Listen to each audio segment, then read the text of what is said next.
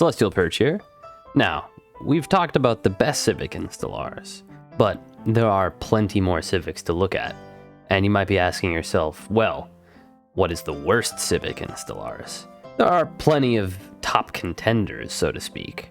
Some that have little to no benefit, some whose benefit comes in a little bit too late, and some whose opportunity cost is just a tad bit too high to take the civic.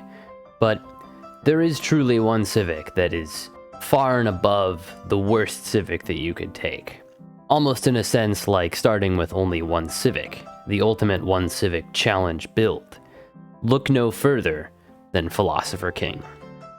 Renowned for its roleplay potential, but reviled for its actual benefits, Philosopher King can change your despotic empire into an enlightened monarchy, and give you next to no bonuses whatsoever. Now to start, our rulers and governors can no longer receive negative traits. No longer will your governor randomly become a substance abuser or corrupt, resulting in an increased amount of crime.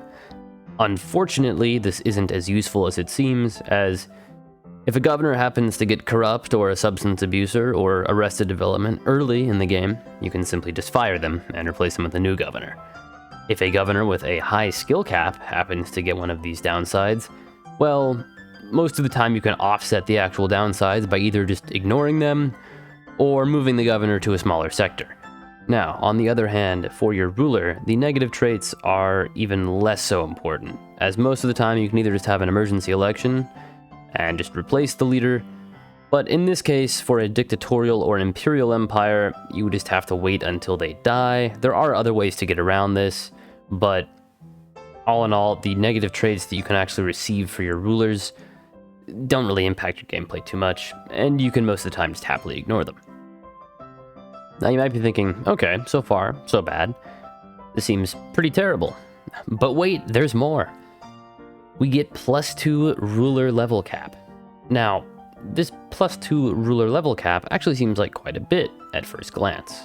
+2 to any level cap would naturally be more than you would get at the start of the game. The unfortunate thing is, due to how experience gain actually works in Stellaris, by the time you would actually benefit from the ruler level cap, you will have other ways to have raised the ruler level cap, effectively negating any benefit you get from Philosopher King. So, even though it may seem to be useful, both of these benefits can actually be ignored or are just supplanted by other in-game techs or traditions that give you effectively the same thing. Philosopher King really truly is just a empty civic. Empty in the sense that when you take it at the start of the game, the extremely small benefit you get from it is almost immediately forgotten. It does have some roleplay potential though, but beyond that, there's literally nothing here. In terms of what I would recommend to fix it, maybe Philosopher King could have some kind of cool benefit like Distinguished Admiralty, where your rulers and governors start at level 3. That could actually get you some tangible benefits, and might actually encourage people to take Philosopher King. Or it could maybe give you a different living standard. All I know is this civic could really use something, as it is currently only playable in roleplay, and not very good. But let me know what you think about Philosopher King, and if you think there are any worse, just organic, regular Empire civics. For now, I've left out the Hive Mind and Machine Empire civics, just focusing on the organics. But thank you, and have a blessed day.